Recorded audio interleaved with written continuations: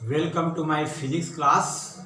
Today topic is intensity of electric field in axial position, यानी अक्षीय स्थिति में विद्युत क्षेत्र की तीव्रता।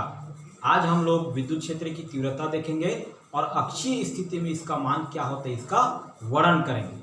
अक्षीय स्थिति वह बिंदु जिस पर विद्युत क्षेत्र की तीव्रता ज्ञात करनी है वो बढ़ाए गए द्विध्रुव या वैद्युत द्विध्रुव के अक्ष पर स्थित होता है, उसे अक्षीय स्थिति कहते हैं। इस टॉपिक में हम लोग आगे विद्युत क्षेत्र क्या है, विद्युत क्षेत्र की तीव्रता क्या होता है, बिंदु आवेश के कारण विद्युत क्षेत्र की तीव्रता का मान क्या होता है, वैद्युत द्विध्रुव आघूर्ण क्या है, ये सब देखेंगे। उसके बाद आज के टॉपिक में हम लोग अक्षीय स्थिति में विद्युत क्षेत्र की तीव्रता का निर्माण करेंगे। तो पहले देख लेते हैं अपन विद्युत क्षेत्र। इसके लिए एक आवेशित कण या प्लस क्यू आवेश लेते हैं, इसको मुक्त आकाश में रख दिया जाता है तो इसके चारों ओर एक आवरण या क्षेत्र पाया जाता है जिसको विद्युत क्षेत्र या इलेक्ट्रिक फील्ड कहा जाता है। इस विद्युत क्षेत्र के अंदर किसी भी अगर एक अन्य आवेश को रख दिया जाए तो उस पर बल कार्य करने लगता है। उस रखे हुए आवेश को परीक्षण आवेश कहा जाता है, यानी परीक्षण आवेश एक ऐसा आवेश है जिसको विद्युत क्षेत्र में रख देने पर उस पर एक बल कार्य करता है। तो इसके लिए मान के चलते हैं कि प्लस क्यू आवेश से एक निश्चित दूरी पर मान के चलते हैं r दूरी पर एक और अन्य आवेश रखा गया है जिसको Q0 से दर्शाते हैं। इसका मान बहुत ही कम होता है, अल्प होता है, इसको परीक्षण आवेश कहा जाता है। तो क्या होता है, देखो यहाँ पर परीक्षण आवेश Q0 पर प्लस क्यू आवेश जो पहले से मौजूद है यहाँ पर एक बल आरोपित करता है। अतः इस बिंदु पर इस आवेश द्वारा आरोपित बल को उस बिंदु की विद्युत क्षेत्र की तीव्रता यानी इंटेंसिटी ऑफ इलेक्ट्रिक फील्ड कहा जाता है। कहने का मतलब यदि इस बिंदु Q0 पर एक बल F कार्य करता है तो इस बिंदु पर विद्युत क्षेत्र की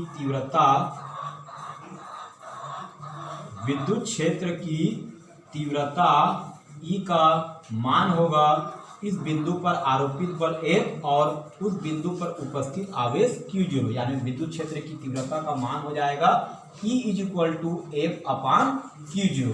अब इसका SI यूनिट क्या हो सकता है, देखिए विद्युत क्षेत्र की तीव्रता का F माने होता है बल और SI पद्धति में बल का मात्रक हो जाता है न्यूटन प्रति आवेश। तो आवेश का SI पद्धति में मात्रक होता है कूलाम, यानी कुल मिला के विद्युत क्षेत्र का SI पद्धति में मात्रक होता है आपका न्यूटन प्रति कूलाम। इसी को अगर अपन CGS में देखें तो CGS में बल का मात्रक होता है डाइन और आवेश का होता है स्थिर कूलाम, यानी CGS पद्धति में विद्युत क्षेत्र की तीव्रता का CGS मात्रक होता है डाइन प्रति स्थिर कूलाम। ये हो गया। इसके बाद विद्युत क्षेत्र की तीव्रता का विमीय सूत्र भी ज्ञात किया जा सकता है। तो विद्युत क्षेत्र की तीव्रता का विमीय सूत्र किस प्रकार से ज्ञात कर सकते हैं, देखिए विद्युत क्षेत्र की तीव्रता का विमीय सूत्र ज्ञात करने के लिए यहाँ पास हमारे पास फार्मूला है E = F/Q या फिर Q0 भी ले सकते हैं। तो यहाँ पर बल का मान होता है, बल का विमीय सूत्र बल बराबर द्रव्यमान गुणित त्वरण, और नीचे में दिया है आवेश Q। तो अपने को पता है कि विद्युत धारा I = होता है Q/T। तो इसको क्रॉस मल्टीप्लिकेशन करेंगे तो Q = IT। तो यहाँ पर Q0 या Q की जगह में लिख सकते हैं IT। तो यहाँ पर देखिए F/L(T⁻²) I माने विद्युत धारा का SI यूनिट होता है एम्पियर और T यानी टाइम T। तो ये हो जाएगा विमीय सूत्र अपने को मिलेगा M(L)(T⁻²),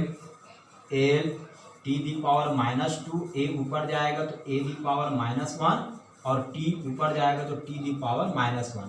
तो विद्युत क्षेत्र की तीव्रता का विमीय सूत्र मिलेगा अपने को M(L)(T⁻² और -1 हो जाएगा -3 और यहाँ A⁻⁻1। तो इस प्रकार से विद्युत क्षेत्र की तीव्रता का विमीय सूत्र ज्ञात किया जा सकता है। इस प्रकार से महत्वपूर्ण फार्मूला अपने को मिल गया। विद्युत क्षेत्र की तीव्रता E = F/Q या फिर Q0 भी लिखा जा सकता है। इसके बाद अपने को जरूरत पड़ेगा किसी बिंदु आवेश के कारण विद्युत क्षेत्र की तीव्रता। तो बिंदु आवेश के कारण विद्युत क्षेत्र की तीव्रता किस प्रकार से ज्ञात कर सकते हैं, देखते हैं।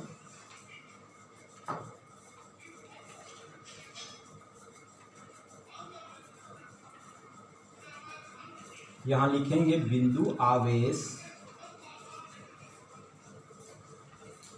के कारण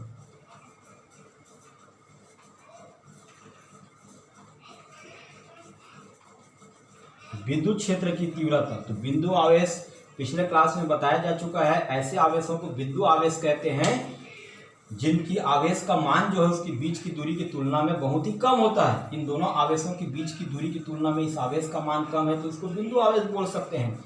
तो तीव्रता ज्ञात करने के लिए देखिए अपने को इन दोनों आवेशों के मध्य लगने वाले बल का मान ज्ञात करना है, यानी प्लस क्यू आवेश से r दूरी पर एक अन्य बिंदु आवेश या परीक्षण आवेश Q0 रखा गया है। तो इन दोनों के मध्य लगने वाले बल का मान देखेंगे कूलाम के नियम से। तो कूलाम का नियम पिछले क्लास में पढ़ चुके हैं। तो कूलाम के नियम से इन दोनों के मध्य लगने वाले बल का मान होता है F = 1/4πε0। और मान के चलिए इन दोनों के मध्य कोई पराविद्युतांक माध्यम है कैपिटल के, और दोनों आवेशों के गुणनफल के अनुक्रमानुपाती यानी Q × Q0, और दोनों के बीच की दूरी के वर्ग के व्युत्क्रमानुपाती। यह होता है F का मान। इस मान को अगर यहाँ रख देंगे तो बिंदु आवेश के कारण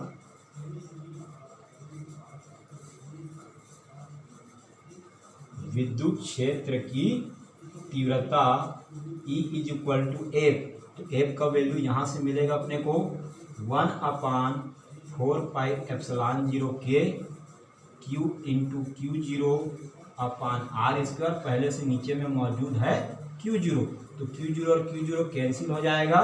तो E = अपने को मिलेगा 1/4πε0 के Q0 कैंसिल हो जाएगा तो Q/r²।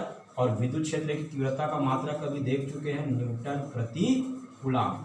ये जो आपको प्राप्त हुआ है महत्वपूर्ण संबंध है, जो किसी बिंदु पर बिंदु आवेश के कारण विद्युत क्षेत्र की तीव्रता का वैल्यू है E = 1/4πε0 के Q/r² न्यूटन प्रति कूलाम। ये पराविद्युतांक की उपस्थिति में है। अगर वायु निर्वात की उपस्थिति में अगर हो तो अपने को पता है वायु निर्वात की उपस्थिति में, यानी इन दोनों के मध्य अगर वायु निर्वात उपस्थित है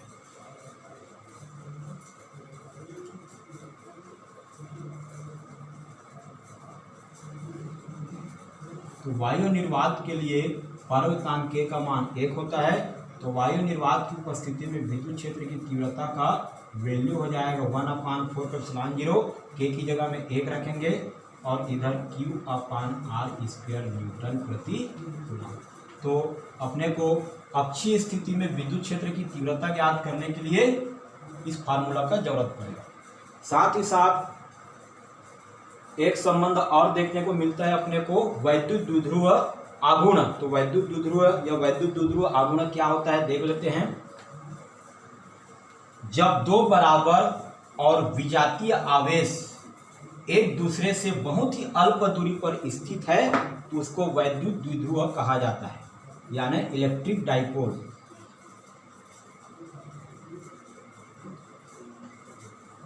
तो देखिए वैद्युत द्विध्रुव इलेक्ट्रिक डाइपोल क्या है। परिभाषा के अनुसार जब दो बराबर और विजातीय आवेश, यानी एक +q आवेश होना चाहिए और एक -q आवेश, दोनों बहुत ही अल्प दूरी पर स्थित हो तो इस पूरे निकाय को वैद्युत द्विध्रुव कहा जाता है।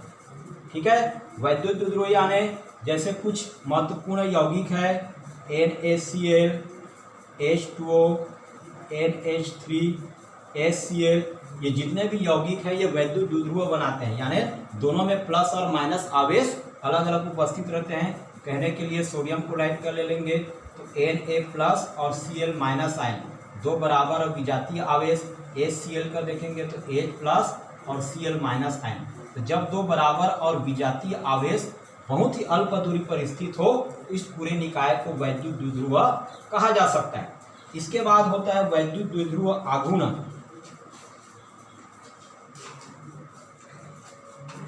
तो वैद्युत द्विध्रुव आघूर्ण क्या चीज है, इसके लिए देखिए ये जो आपका दो बराबर और विजातीय आवेश है इसके बीच की जो दूरी है, डिस्टेंस है, या विस्थापन भी बोल सकते हैं, इसको 2a से दर्शाया जा सकता है। तो वैद्युत द्विध्रुव आघूर्ण को स्मॉल p से शो करते हैं और इसका मान होता है दोनों में से कोई भी एक आवेश q और दोनों आवेशों के बीच की दूरी को 2a या 2l से भी दर्शाते हैं।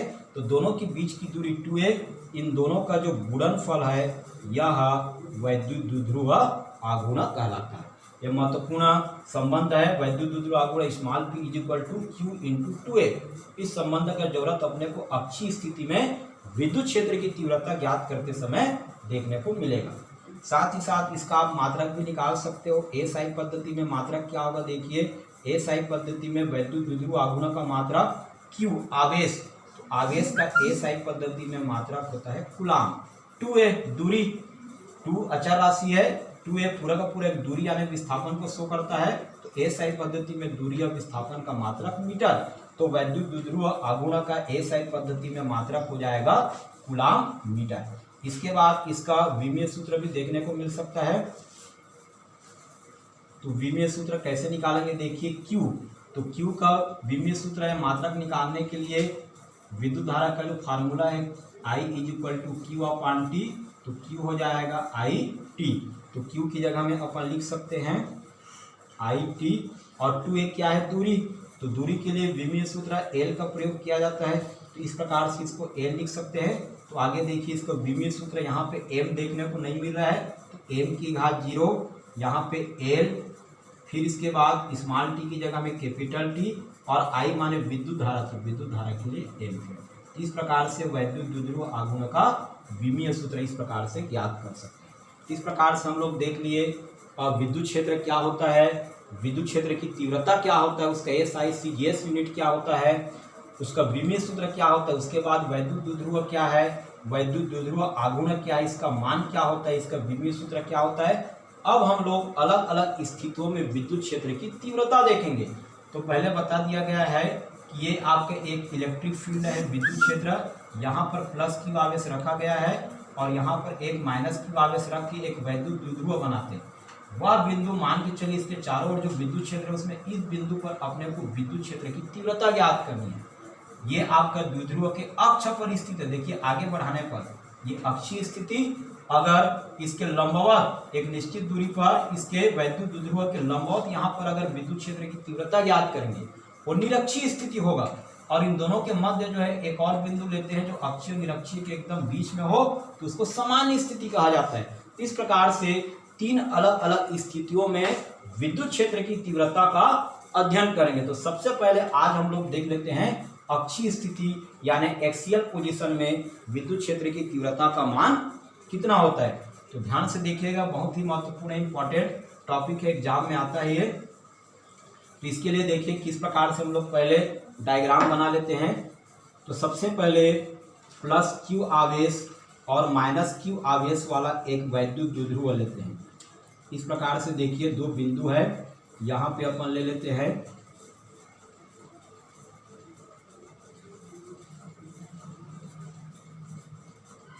प्लस Q आवेश और माइनस Q आवेश, दोनों के बीच की दूरी देखा गया है कि दोनों के बीच की दूरी को द्विध्रुव की लंबाई कहा जाता है और इसको 2a से दर्शाते हैं।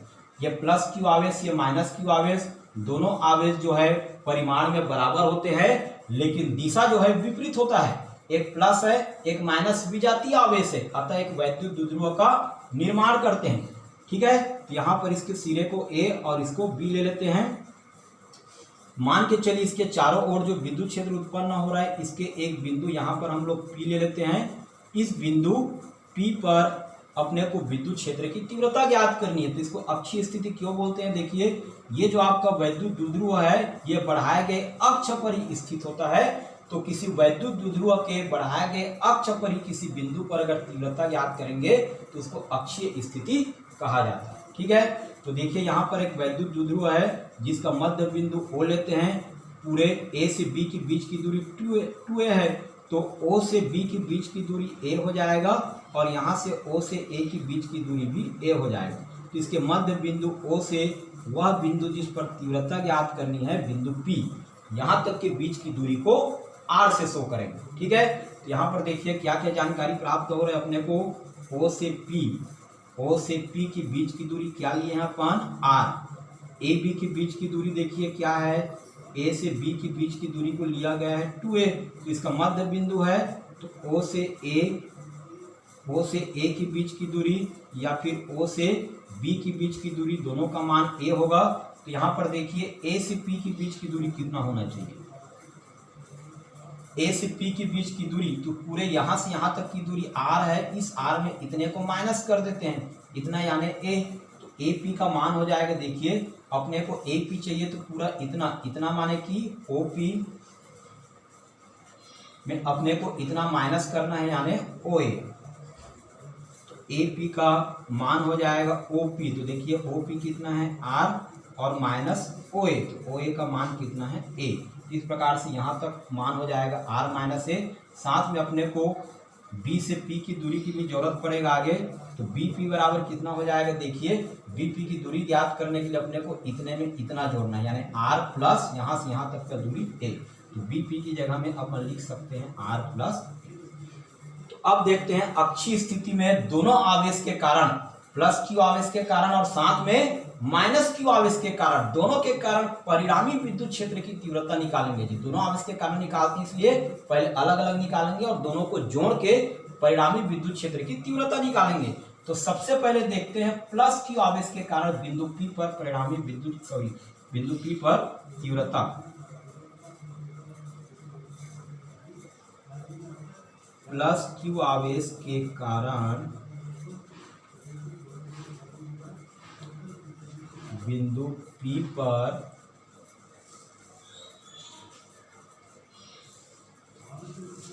विद्युत क्षेत्र की तीव्रता।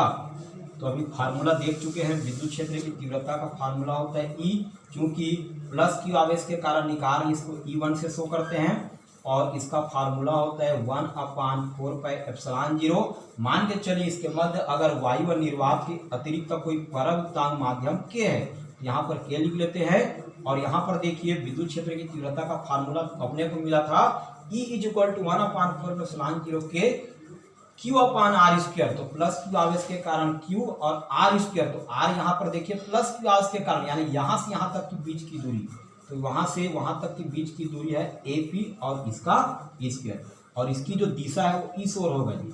E1 का जो मान है इसकी दिशा ईस ओर होगा यानी AP की दिशा में।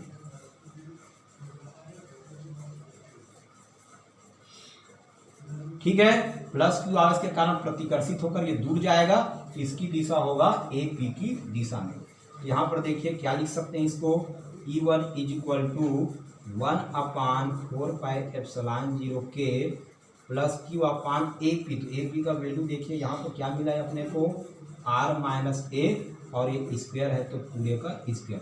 अभी इसको अपन इक्वेशन फर्स्ट ले लेते हैं। इसके बाद देखिए आगे एक बार माइनस Q आवेश के कारण बिंदु P पर विद्युत क्षेत्र की तीव्रता। माइनस Q आवेश के कारण बिंदु P पर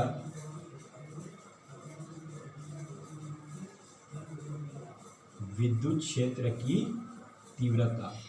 तो यहाँ पर माइनस Q आवेश के कारण बिंदु P पर जो विद्युत क्षेत्र की तीव्रता है उसको E2 ले लेते हैं और दोनों के मध्य अगर कोई पराविद्युतांक पदार्थ रखा हुआ है तो इसका फार्मूला हो जाएगा 1/4πε0। देखिए यहाँ पर हम लोग परिमाण को ले रहे हैं इसीलिए माइनस Q आवेश के कारण भी आवेश Q ही लेना है और इस आवेश के कारण दूरी जो है यहाँ से यहाँ तक का वर्ग यानी BP का वर्ग हो जाएगा। और चूंकि देखिए माइनस Q आवेश के कारण अतः आकर्षित होकर इस ओर आएगा, इसकी जो दिशा है E2 इस ओर होगा जी। तो इस कारण से यहाँ पर हम लोग लिख सकते हैं इसकी जो दिशा है वह A से B की ओर प्राप्त होते हैं, माने P से B की ओर प्राप्त होगा। इसको लिख सकते हैं PB की दिशा में। ठीक है, तो यहाँ पर देखते हैं आगे E2 = 1/4πε0 कैपिटल के Q/BP। तो देखिए यहाँ पर BP का वैल्यू कितना दिख रहा है R + A और ये पूरे का स्क्वायर। इसको ले लेते हैं अपन इक्वेशन 2। अब दोनों आवेश के कारण, एक बार प्लस क्यू आवेश के कारण और एक बार माइनस क्यू आवेश के कारण बिंदु P पर परिणामी विद्युत क्षेत्र की तीव्रता, देखिए यहाँ पर E1 का मान अधिक है और E2 का मान कम है, तो यहाँ पर लिखेंगे दोनों आवेश के कारण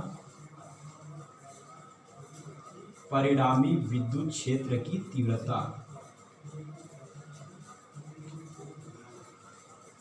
परिणामी विद्युत क्षेत्र की तीव्रता E, और चूंकि E1 की दिशा AP की दिशा में है और E2 की दिशा जो है PB की दिशा में है, चूंकि दोनों की दिशा अलग अलग है और चूंकि E1 जो है वह E2 से अधिक है, अतः E1 पहले होगा और E2 बाद में होगा और दोनों की दिशा अलग अलग, इस कारण से यहाँ पे माइनस हो जाएगा।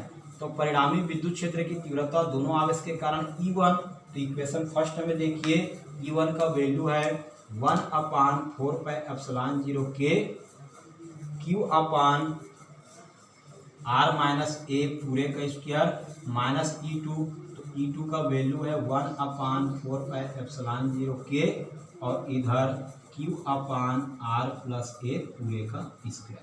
तो आगे सॉल्व करते हैं इसको।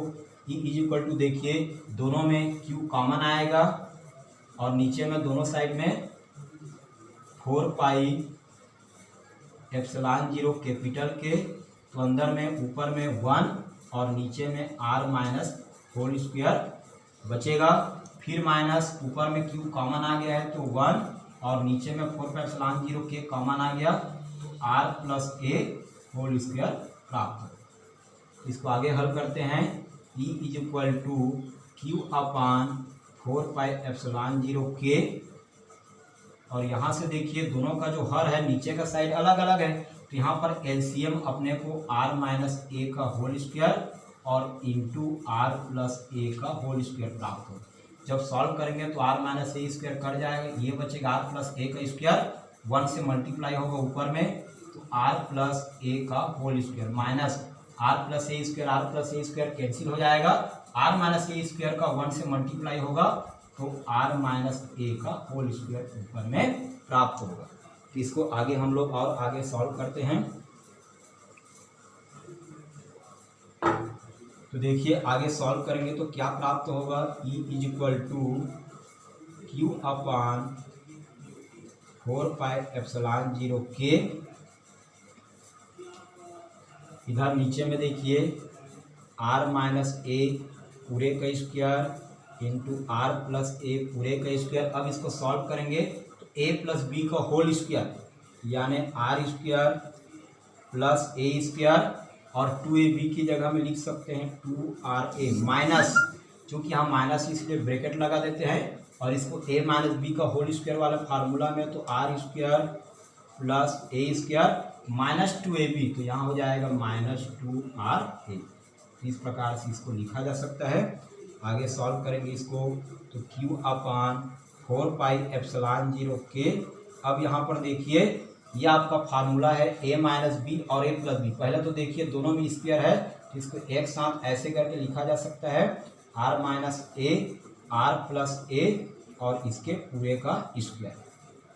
इधर देखिए आपका R स्क्वायर प्लस ए square plus 2RA minus bracket हटाएंगे, ब्रैकेट के बाहर माइनस है, अंदर का सभी साइन चेंज हो जाएगा, प्लस R स्क्वायर और minus R square plus E square और माइनस E स्क्वायर और माइनस 2RA है वो हो जाएगा प्लस 2RA। आगे सॉल्व करेंगे इसको तो E is equal to Q upon 4πε0K। यहाँ पर देखिए ये A माइनस बी और A प्लस बी दोनों को सॉल्व करेंगे तो a square minus b square यानी R square minus a square, और ये लिख सकते हैं अपन होल स्क्वायर।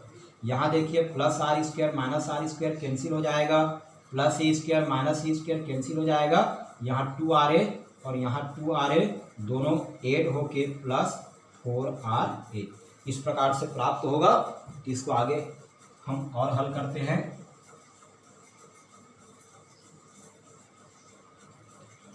तो देखिए यहाँ पर हम लोग वैद्युत द्विध्रुव आघूर्ण पढ़े थे जिसका फार्मूला बताया था P is equal to Q into 2A। इस फार्मूला का प्रयोग करना है ये। तो हमारे पास देखिए Q चाहिए, Q भी मौजूद है, 2A चाहिए तो यहाँ 2 और A भी मौजूद है, तो इसको इस फार्मूला में हम लोग सेट करते हैं। तो क्या लिख सकते हैं, देखिए इसको E is equal to 1/4πε0K। ठीक है, यहाँ पर देखिए Q, तो Q को यहाँ ले आते हैं। इसके बाद क्या लिख रहे हैं, देखिए 4A, तो 4A से अपन 2 और A को अलग कर लेते हैं। तो देखिए 4 में से 2 अलग कर लिए तो क्या प्राप्त हुआ, क्या बचा 2, और A को अलग कर लिए तो क्या बचा R, इस प्रकार से। और नीचे में बचा हुआ है R² माइनस A² और ये होल स्क्वायर।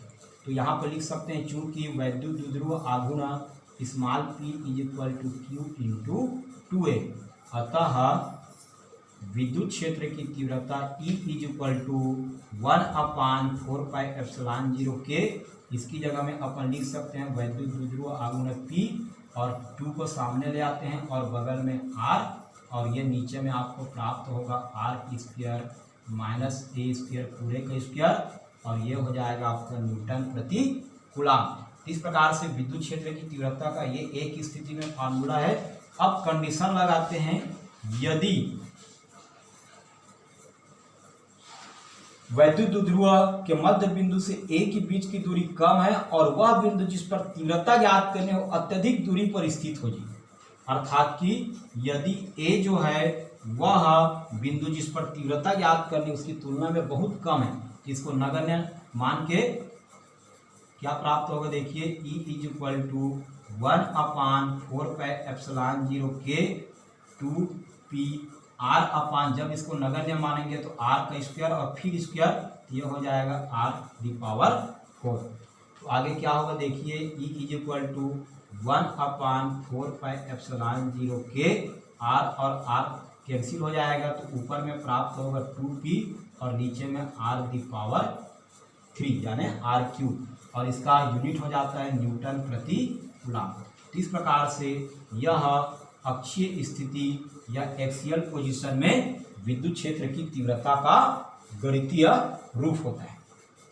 ठीक है, यह परवृत्तांक की उपस्थिति में है। इसी को आगे बढ़ाएंगे तो वायु या निर्वात की उपस्थिति में अपने को पता है K का मान कितना लिया जाता है 1, तो वायु निर्वात की उपस्थिति में विद्युत क्षेत्र की तीव्रता का मान होता है E is equal to 4πε0K की जगह में 1 रखेंगे, ये 2p/r⁵ न्यूटन प्रति कूलम्ब। ये आपका वायु निर्वात की उपस्थिति में विद्युत क्षेत्र की तीव्रता का मान। तो इस प्रकार से आज जो है हम लोग विद्युत क्षेत्र की तीव्रता अक्षीय स्थिति में देखते हैं। नेक्स्ट क्लास में हम लोग निरक्षीय और सामान्य स्थिति में विद्युत क्षेत्र की तीव्रता का वर्णन करेंगे।